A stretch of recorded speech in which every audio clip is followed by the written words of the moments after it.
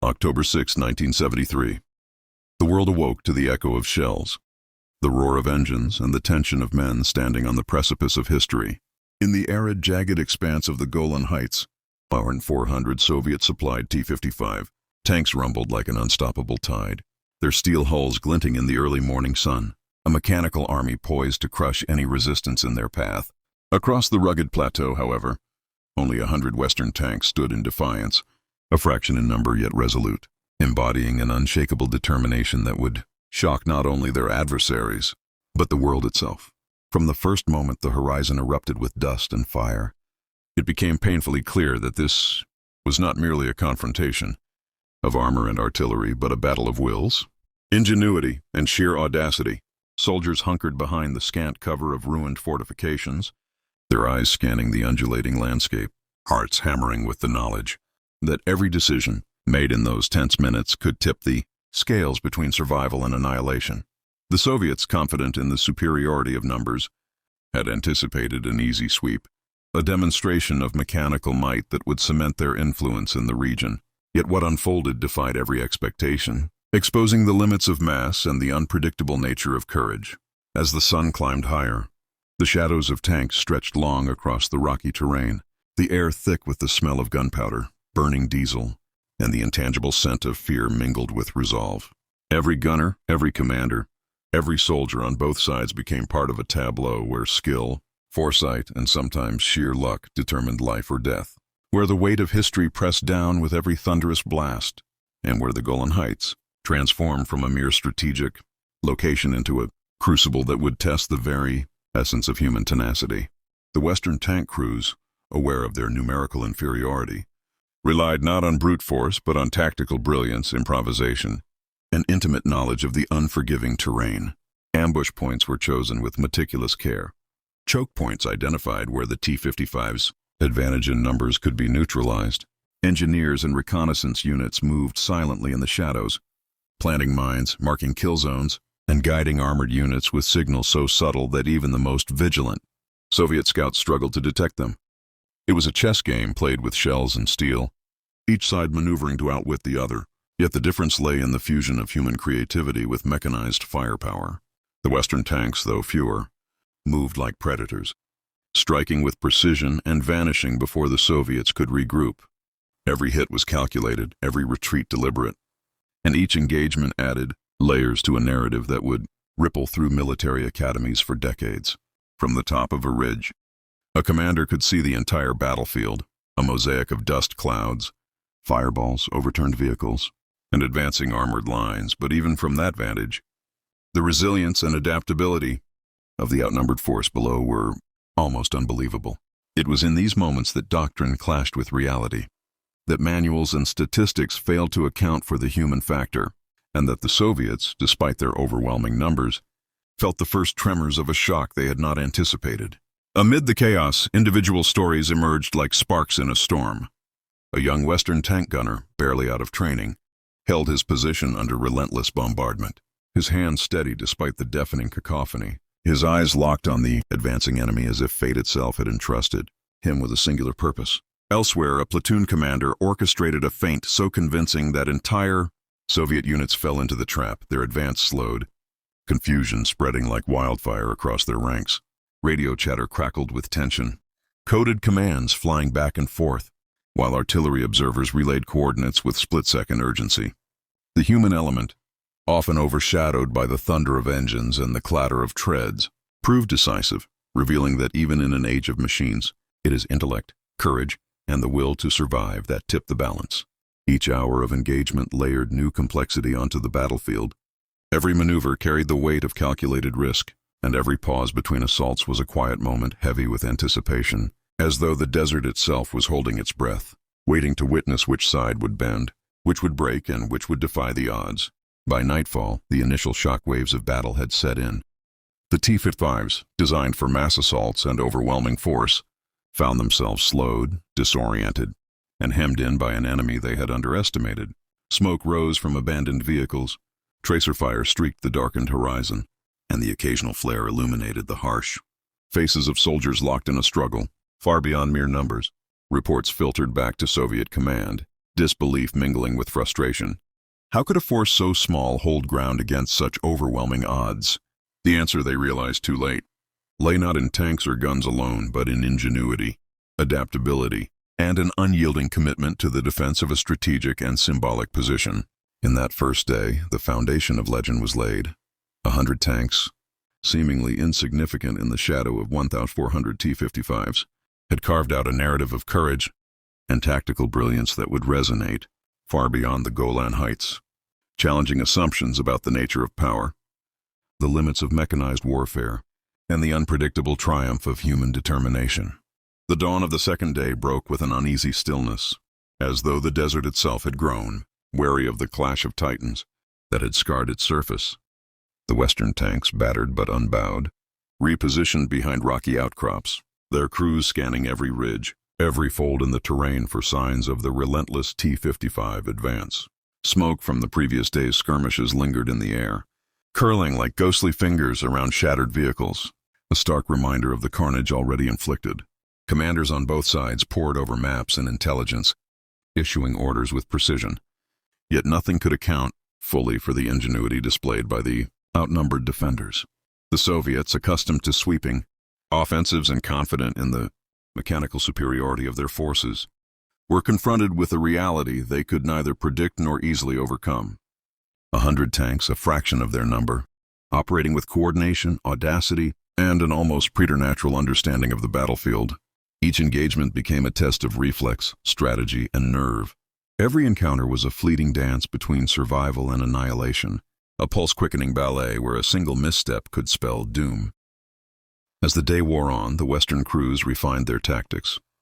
They used the Golan's rugged terrain to their advantage, creating ambush points in valleys and behind ridges where the T-55s, large and cumbersome, could not maneuver easily.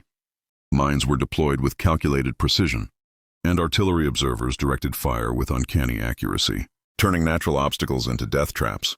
Tank commanders communicated in rapid bursts, coordinating strikes that seemed impossibly synchronized given their small numbers. At times, a single Western tank would engage multiple Soviet vehicles, striking a deadly balance between offensive aggression and tactical retreat. The psychological effect was profound. T-55 crews, trained for domination through sheer numbers, began to hesitate, uncertainty creeping into their formations. What should have been a rout became a grind, with each Soviet advance checked, slowed, and in some cases, reversed by a force that refused to yield. On the ridges, young soldiers who had trained for years now faced the full weight of life-and-death decisions, relying on instinct honed by fear, discipline, and a stubborn refusal to accept defeat. The intensity of battle escalated as the hours passed. Explosions erupted in the distance, echoing across the heights, punctuated by the metallic roar of engines and the screams of machinery under fire. Western tank gunners, faces smeared with dust and sweat, worked with relentless focus, tracking targets through periscopes and scopes as tracer rounds danced like fiery threads across the desert canvas. Meanwhile, Soviet commanders scrambled to reorganize, issuing frantic commands over jammed radio frequencies, their numerical advantage insufficient to compensate for the chaos sown by the defenders. By midday, the battlefield resembled a shattered mosaic of twisted steel, cratered earth, and clouds of smoke that hung low over the ridges. It was here, amid the smoke and confusion, that moments of heroism emerged. Soldiers acting on split-second decisions, saving comrades, exploiting enemy mistakes, and turning near-certain death into tactical advantage. The narrative of survival and tactical genius continued to unfold, riveting observers and altering the course of expectations in real time. The tension did not abate as evening approached. Both sides faced exhaustion. Men and machines alike groaned under the strain of continuous engagement. Supplies ran thin, ammunition stockpiles dwindled, and the relentless sun cast long, unforgiving shadows over the wreckage of war. Yet the Western tanks, outnumbered 14-1, held their positions with stubborn resolve, exploiting every opportunity for counterattack, every natural feature of the Golan to their advantage. Soviet formations, once confident and orderly, began showing cracks in cohesion, a testament to the cumulative effect of attrition, surprise, and strategic brilliance. Observers on the ground later recounted the surreal nature of the standoff. Massive armored units, paralyzed by the ingenuity of a smaller, determined force, Tanks disabled not just by firepower but by the careful orchestration of terrain, timing, and audacity. It was a crucible of armored warfare, one in which human creativity and resilience proved as lethal as any weapon of war. As night fell, the battlefield was bathed in the cold light of flares and the flickering, orange glow of fires. Silence, intermittently punctuated by sporadic gunfire, gave way to an almost surreal calm, a temporary reprieve that allowed men on both sides to breathe, regroup, and reflect on the day's brutal lessons. The Western tanks, scarred but intact, remained vigilant, aware that the battle was far from over, yet buoyed by the knowledge that they had held ground against a force that should have overwhelmed them. The Soviets, meanwhile, grappled with disbelief, their calculations undone by ingenuity, courage, and a will to fight that defied conventional logic. In those long hours under the desert stars, the Golan Heights was transformed from a strategic plateau into a proving ground of human endurance, tactical genius, and the unpredictable drama of war. Each tank, each crew member, each maneuver became part of a story that would be recounted not just as a military engagement, but as a testament to the extraordinary potential of determination in the face of overwhelming odds. The following day, the Golan Heights became a theater of relentless, almost surreal warfare. The Western tank crews, though weary, were unbroken, their resolve tempered by the horrors and lessons of the previous day. Every ridge, every valley, every rocky outcrop had been memorized. Every potential ambush point was reinforced. The T-55s, meanwhile, pushed forward with determination born of both doctrine and desperation. They were instruments of massed might, designed to crush opposition through weight and firepower. Yet here, amid the jagged ridges and deceptively narrow passes, that advantage was muted.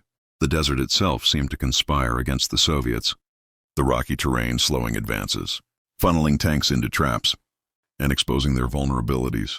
Western artillery observers worked with surgical precision, directing counter-battery fire that struck with devastating efficiency. Explosions threw earth into the air in great clouds of dust. And in those clouds, tanks disappeared only to emerge battered and burning, the metallic smell of scorched steel and diesel thickening the oppressive heat of the day. Each engagement was measured, deliberate, and deadly. Every decision carried weight beyond the immediate tactical moment, because the margin for error was almost non-existent. Amid this mechanical symphony of destruction, human courage shone through like fragile yet unbreakable glass. Tank gunners, their vision obscured by smoke and dust, relied on instincts honed by fear and experience, pulling triggers, rotating turrets, and coordinating with their comrades to execute maneuvers that seemed impossible. Commanders shouted over the roar of engines, issuing rapid-fire orders that threaded through the chaos, adjusting formations to exploit any flaw in the Soviet advance. Occasionally, a T-55 would appear to break the line, only to be met with a sudden barrage from concealed Western positions, immobilized in moments by mines, shells, and fire. Psychological strain weighed heavily on both sides. Soviet crews, accustomed to domination through numbers, found themselves questioning tactics, doubting intelligence, and wrestling with the realization that sheer mechanical force was insufficient. The Western soldiers, though outnumbered, felt the exhilaration of defiance. Each successful engagement, each tank disabled, strengthened morale and reinforced the sense that courage and cleverness could, against all odds, rewrite the rules of warfare. By midday, the battlefield was a chaotic tapestry of smoke, fire, and twisted metal. Western units executed daring maneuvers that combined patience, deception, and raw aggression, striking quickly and retreating before the Soviets could respond effectively. One tank, alone on a ridge, delayed an entire Soviet battalion, forcing them into a kill zone lined with artillery and concealed anti-tank teams. The coordination, precision, and timing were staggering. It was as though every element of the battlefield were an extension of the Western commander's will. Conversely, Soviet officers struggled to maintain order. Radio channels jammed, formations fractured, and fatigue began to gnaw at both men and machines. Yet despite the mounting pressure, neither side yielded completely. Each pause in the fighting was deceptive, a moment of preparation for the next brutal exchange. Dust clouds rolled across the heights, punctuated by fireballs from detonating ammunition and the staccato rhythm of machine gun fire. Amid this, men acted with extraordinary bravery, improvising tactics, rescuing wounded comrades, and finding small victories that cumulatively turned the tide. As evening descended, the standoff reached a new intensity. The Western tanks, though fewer in number, maintained pressure, exploiting every Soviet hesitation, forcing repeated retreats, and inflicting casualties disproportionate to their size.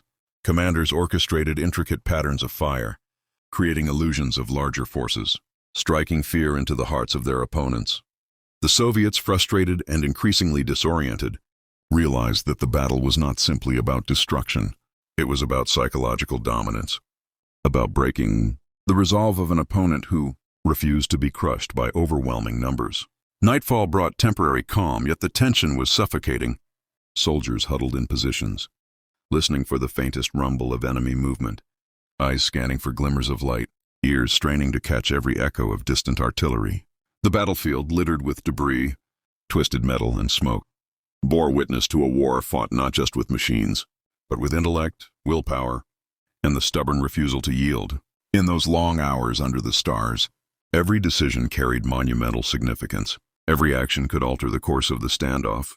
And the legend of the 100 Western tanks holding back 400 T-55s solidified, carved into the narrative of armored warfare as a testament to ingenuity, courage, and human endurance against staggering odds. The following morning, the Golan Heights stirred under an uneasy dawn. The air was heavy with the smell of scorched earth, gunpowder, and the lingering acrid smoke of burning tanks.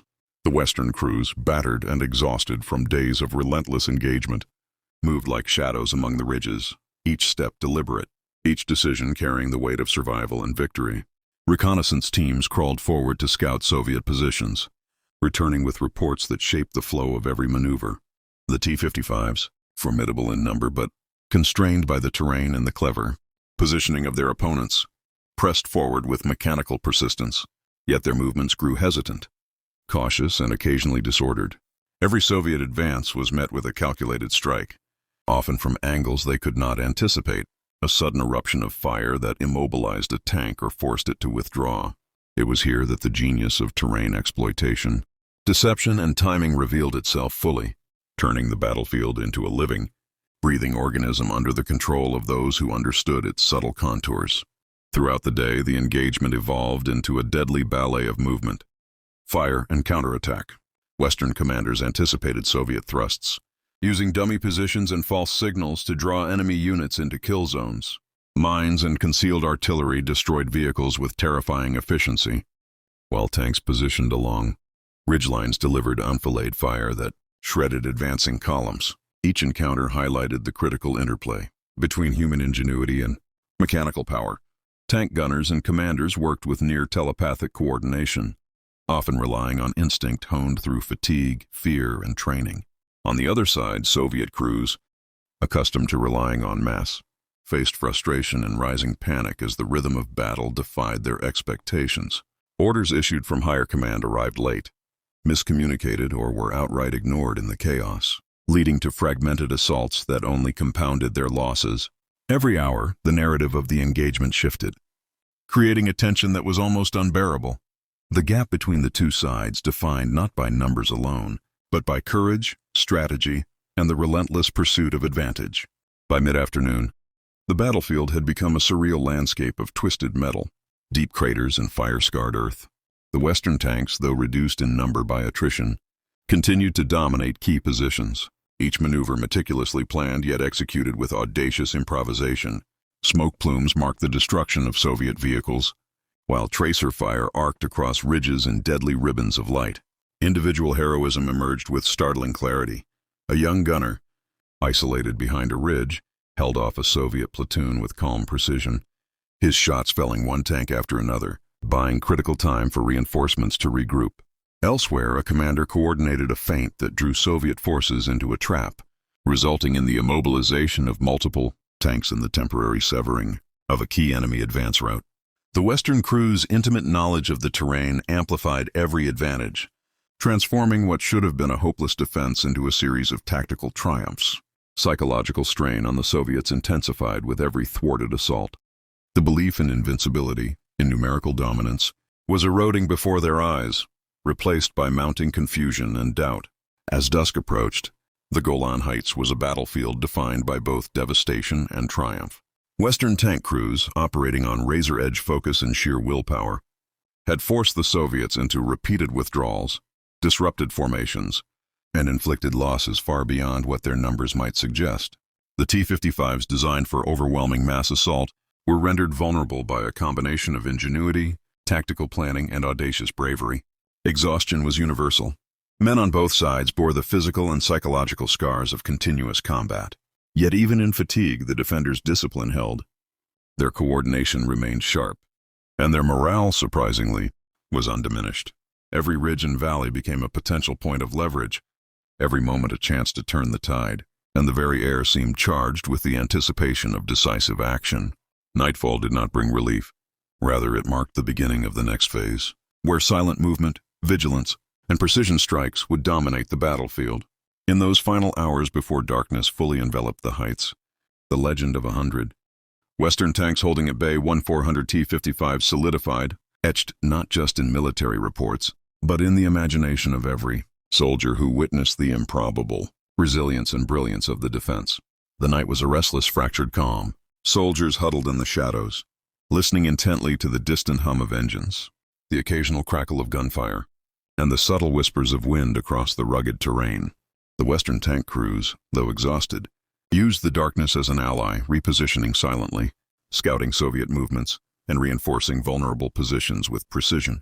Every flicker of light, every sound, could mean the difference between life and death.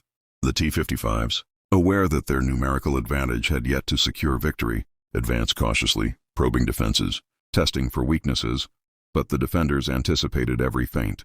Mines were carefully deployed along likely approaches, flare guns traced false positions, and snipers in concealed positions picked off vulnerable targets. The interplay of fear, anticipation, and strategy created an almost palpable tension. Each decision could instantly tip the balance, and every soldier, whether manning a turret or coordinating artillery, felt the crushing weight of responsibility.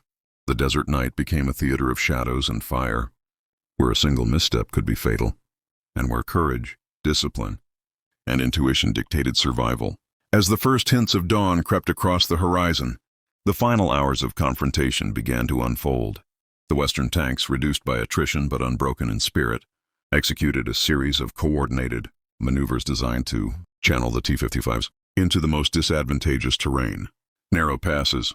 The confrontation had settled into a tense standoff. Exhaustion, attrition, and unrelenting stress weighed heavily on every soldier. Yet the Western tanks remained resolute. Every ridge was held, every pass covered, every Soviet advance anticipated. The battle, though ongoing, had already etched itself into legend. Observers, historians, and commanders would later recount the sheer improbability of the situation. 100 tanks, facing 14 times their number, had not merely survived, they had imposed their will, shaped the battlefield, and turned what should have been an inevitable rout into a remarkable demonstration of tactical genius, human courage, and the decisive impact of ingenuity under pressure. In the fading light of the Golan Heights, amid the smoke and ruin, the seeds of a story that would echo through military history were firmly planted, a testament to the fact that in war, numbers alone do not determine victory. Vision, strategy, and unyielding resolve often prove far more powerful than steel and fire. The final morning of the Golan Heights standoff broke with an eerie stillness, as if the desert itself were holding its breath. Aware that history was about to be forged in steel, fire, and courage, the Western tank crews, though exhausted beyond measure, moved with a deliberate precision born of days of relentless engagement. Every turret rotated, every periscope scanned the jagged horizon, every radio call was measured and purposeful. The T-55s, their engines rumbling like thunder across the plateau, prepared for what they hoped would be the decisive push, unaware that every advantage they had once relied upon had been systematically neutralized. Mines, hidden artillery, false positions, and masterfully timed ambushes had transformed the terrain into a deadly labyrinth. The soldiers manning the Western tanks understood fully that this would be the ultimate test, the final moment where ingenuity, courage, and resilience would either hold or shatter under the weight of overwhelming odds. As the first shafts of sunlight illuminated the ridges, a massive Soviet assault began. Columns of T-55s advanced with mechanical determination, their sheer numbers and firepower designed to overwhelm any resistance. Yet the Western tanks, moving like shadows among the rocks, struck with precision and ferocity that belied their small numbers. Explosions ripped through the advancing columns as mines detonated beneath treads. Artillery shells tore through vulnerable sides, and perfectly timed turret fire shattered the illusion of unstoppable force. The battlefield became a chaotic symphony of sound and motion. Metal grinding against metal, fireballs erupting in clouds of smoke, tracer rounds weaving fiery webs across the desert canvas. Every maneuver was a gamble. Every engagement a tightrope walk between brilliance and catastrophe. Crews acted with a seamless unity that seemed almost preternatural. Split-second decisions carved pathways through the chaos, turning potential disaster into tactical advantage again and again. In one pivotal moment, a single Western tank isolated on a ridge became the fulcrum of the battle. Surrounded by dozens of T-55s, the gunner rotated his turret with flawless timing, scoring successive hits while retreating strategically behind natural cover.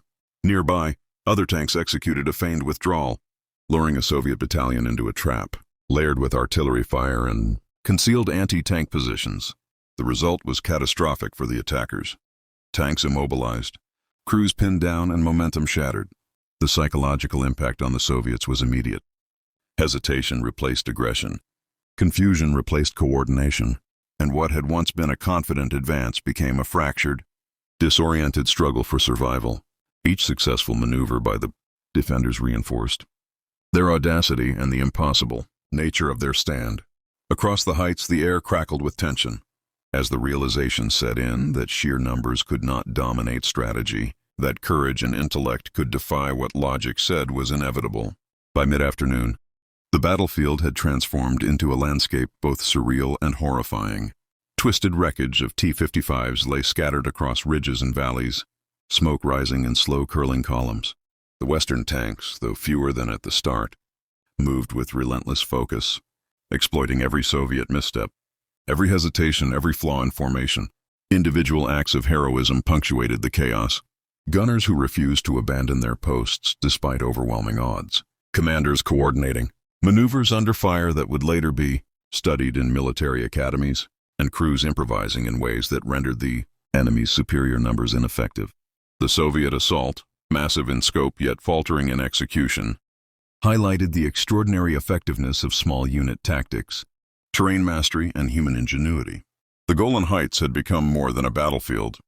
It was a crucible in which courage, determination, and tactical brilliance fused to create a near-mythical defense that defied all expectation. As evening approached, the final standoff emerged. Exhaustion gripped both sides, yet neither fully yielded. The Western tanks, battered but unbroken, continued to hold key ridges, monitor choke points, and execute precise counterattacks that frustrated every Soviet attempt at consolidation. The T-55s, despite their sheer numbers, struggled to regroup. Their formations fragmented and their advances repeatedly stalled. The tension was unbearable. The air itself seemed alive with anticipation, every shadow concealing potential death, every sound a warning or a signal. Commanders and soldiers alike understood that the hours ahead would determine the outcome, that a single miscalculation could undo days of struggle, and that the legacy of this engagement, this improbable clash of 100 against 1,400, was being written. With every heartbeat, every shell, every maneuver across the scorched heights of Golan. In this crucible, where fire met courage and steel met strategy, the impossible was not just conceivable, it was unfolding before the eyes of every soldier, observer, and historian who would one day recount this extraordinary stand. As night descended once again over the Golan Heights, the battlefield became a shadowed maze of fire, smoke, and trembling steel. The Western tank crews, though physically spent, had developed a rhythm of survival, a blend of patience, precision, and audacity that allowed them to manipulate the terrain like master strategists. Every ridge, every rocky outcrop was utilized to its maximum potential. Every shadow provided concealment. Every crater offered cover. The T-55s, relentless and numerous, advanced into a nightmarish environment where advantage evaporated, where their overwhelming numbers could not be fully leveraged. Mines detonated without warning. Artillery strikes found their mark with terrifying accuracy, and concealed positions allowed Western gunners to strike decisively, often destroying multiple enemy tanks in a single coordinated assault. The desert night echoed with metallic roars, explosions, and the occasional human cry, a grim symphony that testified to the scale and intensity of the confrontation. During these final hours, individual acts of bravery and ingenuity became pivotal. A tank commander, seeing a Soviet advance attempting to flank the ridge, orchestrated a daring countermaneuver, rotating his tank to fire from a blind angle, while signaling adjacent units to trap the attackers in a pre-prepared kill zone. Within moments, several T-55s were immobilized, their crews forced to abandon them under the relentless fire. Elsewhere, a young gunner, having survived near misses and direct hits over the previous days, held a critical choke point alone for what felt like hours, each shot carefully measured, each decision carrying monumental consequences. The psychological strain on the Soviets intensified. Hesitation, confusion, and the fear of ambush spread through their ranks, slowing the assault and reducing cohesion. What should have been a crushing advance had become a fragmented, faltering operation, dictated not by numbers, but by the ingenuity and resilience of a determined few. By the early hours of dawn, the Western defenders had fully exploited their intimate knowledge of the terrain. The T-55s, massive and imposing, moved like trapped beasts, funneled into narrow passes and forced into direct lines of fire. Artillery observers directed deadly barrages with unerring precision, and engineers detonated mines at critical moments, reshaping the battlefield in ways that constantly surprised the Soviets. Every engagement reinforced the narrative. Sheer mass was no match for strategy, courage, and audacity. Exhaustion weighed heavily on the Western crews, but adrenaline, purpose, and an unwavering commitment to holding the heights propelled them forward.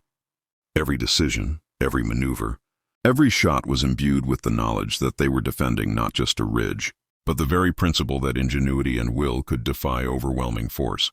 As the sun climbed, the last major Soviet assaults began to falter under relentless, coordinated resistance. Columns slowed, confusion spread, and command structures struggled to maintain control. The Western tanks, though diminished in number, moved with the precision of a well-oiled machine, striking decisively and withdrawing before countermeasures could respond. Fireballs erupted in the valleys below as immobilized. T-55s marked the battlefield, the remnants of Soviet ambition, crumpling under the combination of tactical mastery and human resolve. Across the heights, soldiers exchanged tense glances, knowing that the final phase of confrontation was unfolding. The battle had become a test of endurance, calculation, and nerve. One misstep could unravel days of hard-won advantage, yet the defenders pressed forward with a determination that seemed almost superhuman. The desert itself bore witness to this improbable struggle. Where 100 tanks had faced 1,400, where ingenuity had trumped numbers, and where courage had carved a path through the chaos of mechanized war. By mid-morning, the final standoff reached its critical crescendo. The Soviets, battered, demoralized, and fragmented, attempted what would be their last coordinated effort, a desperate push to seize a central ridge that controlled the flow of the battlefield. The Western crews, anticipating the move, prepared an intricate trap, layers of mines, perfectly timed artillery strikes, and concealed tanks prepared to strike from multiple angles simultaneously. As the T-55s advanced, smoke and tracer fire filled the air, creating a cacophony of sound and light. In a breathtaking display of tactical precision, the defenders struck. Vehicles were immobilized, advancing columns were split, and the momentum of the Soviet assault collapsed entirely. Panic rippled through the ranks. Hesitation became paralysis, and what should have been a numerical advantage dissolved under the weight of audacity, timing, and sheer human determination. By noon, the heights were held, the assault broken, and the improbable had been realized. 100 Western tanks had withstood, outmaneuvered, and repelled 1,400 T-55s in a battle that would echo through history. By late afternoon, the battlefield of the Golan Heights had become a surreal tableau of chaos, fire, and silence in alternating waves. The T-55s, once a relentless juggernaut of 1,400 strong, now lay scattered, immobilized, or smoldering in the valleys and passes. The air was thick with the acrid scent of burnt diesel, scorched metal, and the lingering dust of artillery blasts. Western crews, exhausted yet unbroken, patrolled key ridges, eyes scanning the horizon for any signs of renewed movement. Every maneuver, every engagement of the past days had culminated in this tenuous calm, a fragile victory won not through numbers but through the combination of strategy, terrain mastery, and the indomitable will of men who refused to yield. Soldiers moved among the wreckage, checking positions, tending to the wounded, and securing the perimeter. aware that each surviving tank and every functional gun represented not just equipment, but the hard-won testament to human ingenuity under fire. Amid the wreckage, stories of extraordinary courage emerged. Crews who had been cut off for hours, isolated behind enemy lines, had fought with a combination of patience, calculated risk, and sheer determination, holding positions that threatened entire Soviet columns. Engineers had cleared paths, repaired critical systems under fire, and improvised defenses from the debris of destroyed vehicles.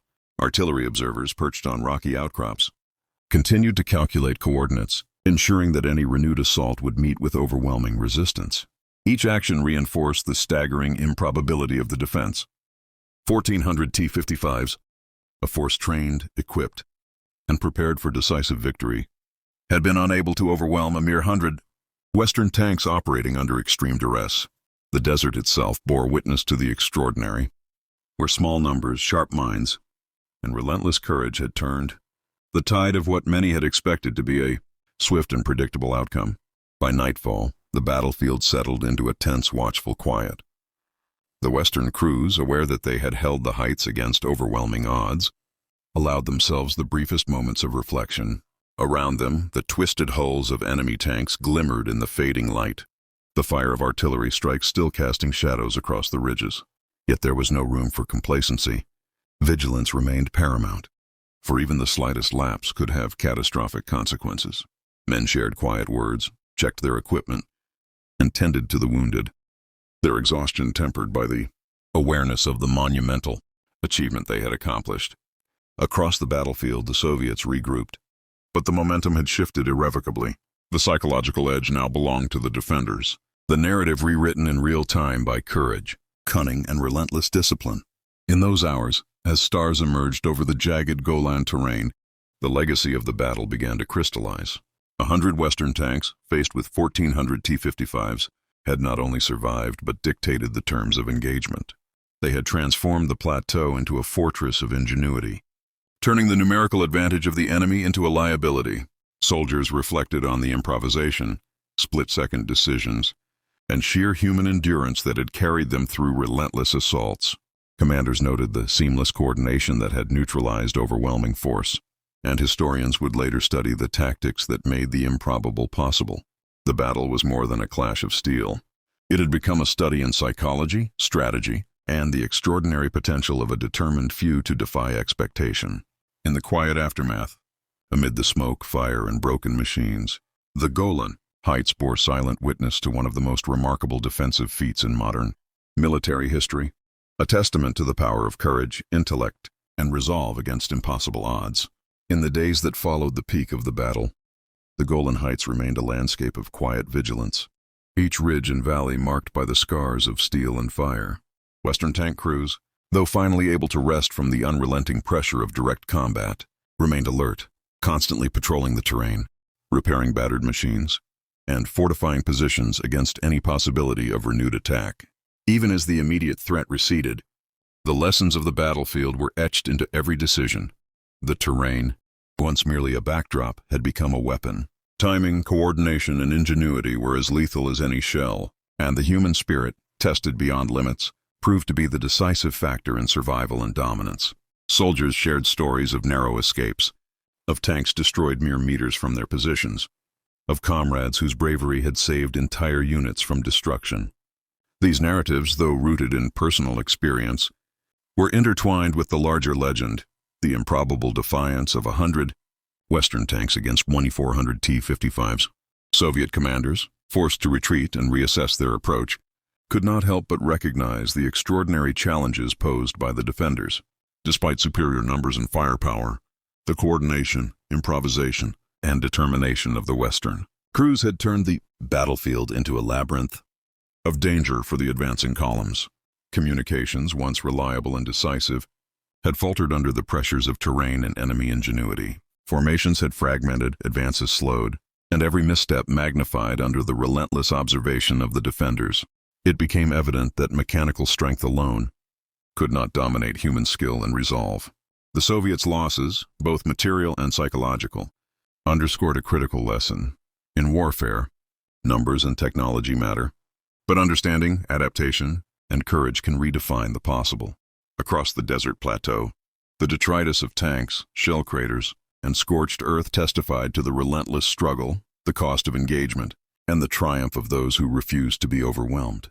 Soviet commanders, forced to retreat and reassess their approach, could not help but recognize the extraordinary challenges posed by the defenders. Despite superior numbers and firepower, the coordination, improvisation, and determination of the Western crews had turned the battlefield into a labyrinth of danger for the advancing columns. Communications, once reliable and decisive, had faltered under the pressures of terrain and enemy ingenuity. Formations had fragmented, advances slowed, and every misstep magnified under the relentless observation of the defenders. It became evident that mechanical strength alone could not dominate human skill and resolve. The Soviets' losses, both material and psychological, underscored a critical lesson. In warfare, numbers and technology matter, but understanding, adaptation, and courage can redefine the possible. Across the desert plateau, the detritus of tanks, shell craters, and scorched earth testified to the relentless struggle, the cost of engagement, and the triumph of those who refused to be overwhelmed. Meanwhile, the Western crews used the lull in direct combat to consolidate their positions, ensuring that any follow-up assault would encounter maximum resistance. Engineers reinforced embankments, repaired damaged tanks, and cleared minefields to allow strategic mobility. Observers adjusted artillery coverage, mapping out potential avenues of enemy approach with meticulous care. Every detail was managed with the precision that had characterized their defense from the first moment of engagement. The soldiers, while exhausted, took pride in their resilience and adaptability, aware that their actions had changed the course of the standoff. Each tactical choice, each daring maneuver, had compounded into a defense that defied expectation, turning the Golan Heights into a symbol of strategic ingenuity and the decisive impact of human determination in war. In these days, the Golan Heights became more than a battlefield. It became a proving ground, a place where doctrine collided with reality, and where courage and ingenuity shaped outcomes that numbers alone could not dictate. Veterans would later recount the relentless hours of vigilance, the tension of anticipating enemy movement, the courage required to maintain discipline under constant threat, and the exhilaration of every successful maneuver that repelled overwhelming forces. The desert ridges, now quiet but still scarred, held the memory of explosions, the traces of steel tracks, and the echoes of commands shouted across valleys. The story of the 100 Western tanks had grown into legend, not just for surviving, but for actively dictating the tempo and outcome of the engagement. What had seemed impossible had been achieved, a masterclass in strategy, bravery, and endurance under the most extreme circumstances. Even as the immediate threat of renewed Soviet assault diminished, the soldiers understood that the true victory lay not only in survival but in having demonstrated the power of precision, foresight, and unyielding determination. Each day of careful watch reinforced the realization that war was as much a test of intellect and discipline as it was of firepower and numbers. In quiet moments, crews reflected on the sequence of events, the split-second decisions that had shaped outcomes, the luck intertwined with skill, and the remarkable ability of a small, determined force to resist overwhelming opposition. The desert, still hot under the sun, seemed to hum with the memory of combat, a silent witness to the extraordinary intersection of courage, strategy, and human endurance that had defined the defense of the Golan Heights. As the following days unfolded, the Golan Heights slowly began to settle into a fragile rhythm of post-battle vigilance. The Western tank crews, though still alert, had the rare chance to survey the battlefield in the light of day, observing the full scope of destruction and the extraordinary toll taken on both sides. Charred hulls of T-55s littered valleys and ridges, their twisted frames a stark testament to the ferocity and precision of the defense. Even in victory, the Western crews felt the weight of what had been endured, the constant threat, the sleepless nights, the split-second decisions under fire, and the ever-present proximity of death. Engineers and reconnaissance teams moved carefully, assessing damaged terrain, securing remaining explosive hazards, and documenting the battlefield for operational review. Every trench, every crater, every scorched track of metal told a story of ingenuity, courage, and the relentless interplay between human determination and mechanized warfare. The psychological aftermath was as potent as the physical. Soldiers who had stood on the front lines spoke of the intensity of the engagement, the moments where a single decision could have meant annihilation, and the surreal blend of fear, adrenaline, and clarity that had guided their actions. Commanders reflected on the extraordinary effectiveness of terrain exploitation, surprise, and rapid improvisation in shaping outcomes. Even amidst the ruins, morale was quietly soaring. The defenders had achieved what many considered impossible: 1,400 T-55s, a force that should have swept the plateau effortlessly, had been held at bay, repelled repeatedly, and broken under the combination of strategy, courage, and persistence. Each surviving tank, each operational crew, each well-placed artillery strike became more than a tactical victory. It became a symbol of the power of skill, foresight, and human resilience against staggering odds. Beyond the immediate battlefield, lessons began to echo in the minds of all who witnessed or studied the engagement. Western commanders debriefed their units with meticulous attention, analyzing maneuvers, timing, and coordination, ensuring that the brilliance and mistakes alike would inform future operations. Soviet officers, forced to confront the unexpected, took note of the ways that small, cohesive units could exploit terrain, anticipate attacks, and leverage psychological pressure to offset numerical superiority. Across the Golan Heights, the narrative of the battle began to take shape in stories, reports, and eventual legend. 100 tanks had faced 1,400, yet through precision, audacity, and relentless vigilance, they had not merely survived, they had dictated the flow of combat, inflicted disproportionate damage, and demonstrated that strategy and courage can outweigh brute force.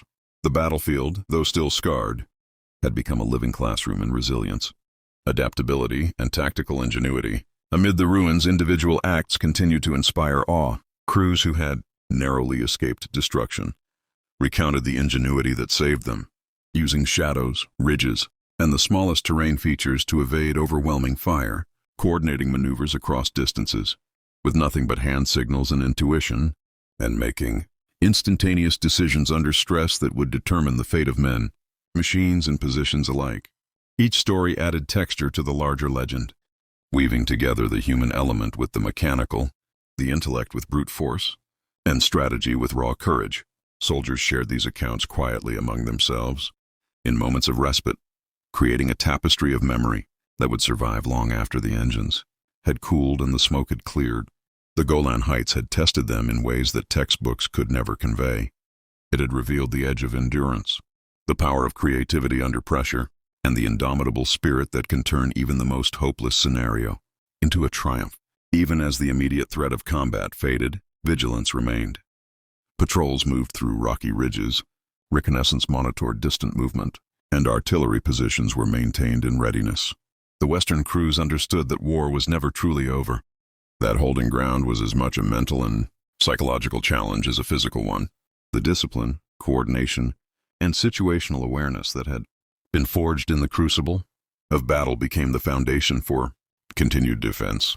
Each sunrise over the Golan Heights reminded the soldiers that they had done more than survive. They had shaped the outcome, dictated the terms of engagement, and carved a story of resilience that would resonate far beyond the desert itself. The legend of the 100 tanks against 1,400 T-55s was no longer a tale of improbable resistance. It was a testament to the enduring principles of strategy, courage, and the unyielding human spirit.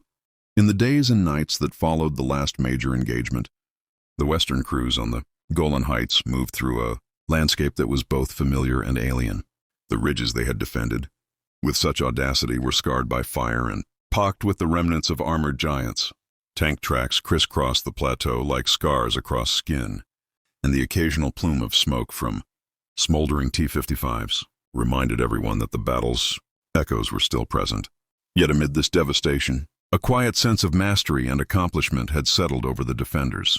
Soldiers walked among the wreckage, noting every detail: the angles of destroyed tanks, the minefields that had claimed so many vehicles, the precise locations where artillery had changed the course of engagements. Each observation reinforced a profound truth: the Golan Heights had not been conquered through brute force alone. It had been shaped by foresight, improvisation, and the relentless application of skill under pressure. Even as fatigue weighed heavily on bodies and minds, the Western crews found moments of reflection that revealed the depth of their endurance. A gunner who had faced dozens of T-55s in a single engagement recounted how fear sharpened his instincts rather than paralyzing him, how instinct and training had merged into actions that saved lives and machines alike. Commanders discussed maneuvers executed under fire, celebrating the ingenuity that had allowed a fraction of their number to dictate the tempo of battle. Engineers shared stories of repairing tanks in the midst of bombardment, clearing paths for reinforcements, and improvising defenses that had proved decisive. Each anecdote was more than a story. It was evidence that the combination of discipline, creativity, and courage could transform what seemed impossible into tangible success. Across the heights, the legacy of the battle was visible not only in the landscape but in the hardened, resolute faces of those who had endured and prevailed. The psychological impact on the Soviet forces was equally profound. Though in a starkly different way, commanders who had anticipated a swift victory were forced to confront the harsh reality that numbers and equipment alone could not guarantee success. Hesitation crept into formations, cohesion faltered under unexpected counterattacks, and the confidence that had defined the initial advance eroded in the face of relentless ingenuity. Individual acts of Western courage, such as tank crews holding choke points under impossible odds or orchestrating ambushes that decimated entire columns, created a ripple effect of uncertainty. Fear, frustration, and the weight of repeated failure reshaped tactics and morale.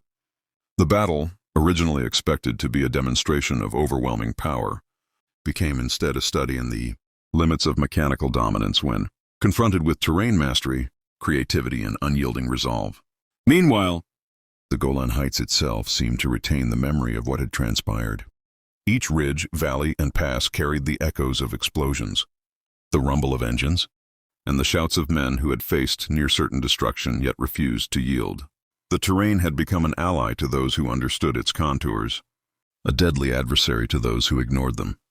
Western crews patrolled cautiously, aware that vigilance remained essential, yet they were buoyed by the understanding that they had not merely survived, they had defined the battlefield, disrupted an overwhelming force, and demonstrated the decisive value of strategy over numbers.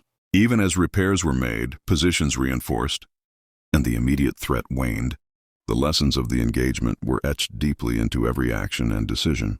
Survival alone was insufficient. Dominance in adversity required constant adaptation, keen observation, and an unbreakable spirit. As the sun rose and set over successive days, the narrative of the 100 Western tanks against 1,400 T-55s began to crystallize into legend. The battlefield, though scarred and silent in stretches, remained alive with the imprint of human endeavor, tactical brilliance, and extraordinary courage. Soldiers recounted acts of ingenuity, how single tanks had redirected entire battalions, how small groups had held key ridges for hours, and how split-second decisions had altered the outcome of entire engagements. Historians and military analysts, arriving later, would study every movement, every strategy, and every improvisation, seeking to understand how a fraction of the force had achieved the improbable. Yet for those who had lived it, the lessons were both simple and profound. Courage under fire, mastery of terrain, relentless adaptability, and unyielding willpower were more potent than the sheer weight of numbers or the roar of engines.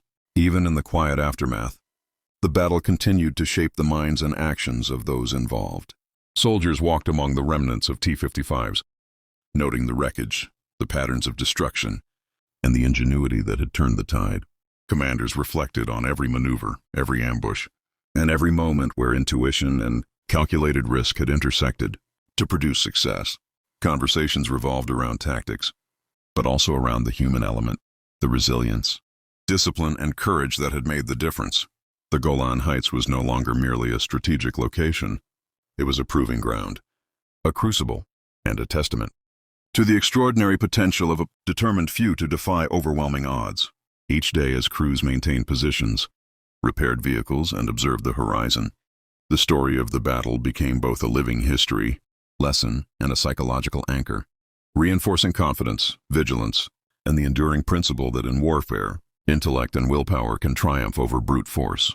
Weeks passed after the climactic engagements, and the Golan Heights slowly transitioned from a battlefield of constant chaos to a tense landscape of controlled vigilance. The Western tank crews, though weary, remained ever alert, aware that the remnants of the Soviet forces could regroup probe, or attempt harassment at any moment.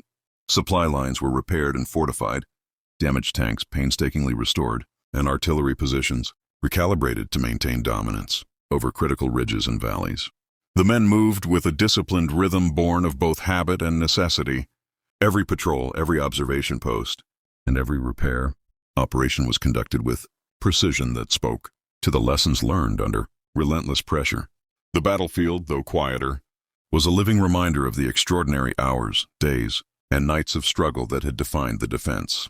Every scar in the terrain, every burnt-out tank, every crater in the earth was a monument to ingenuity, courage, and endurance. Within this fragile calm, the Western soldiers began to process the magnitude of their achievement.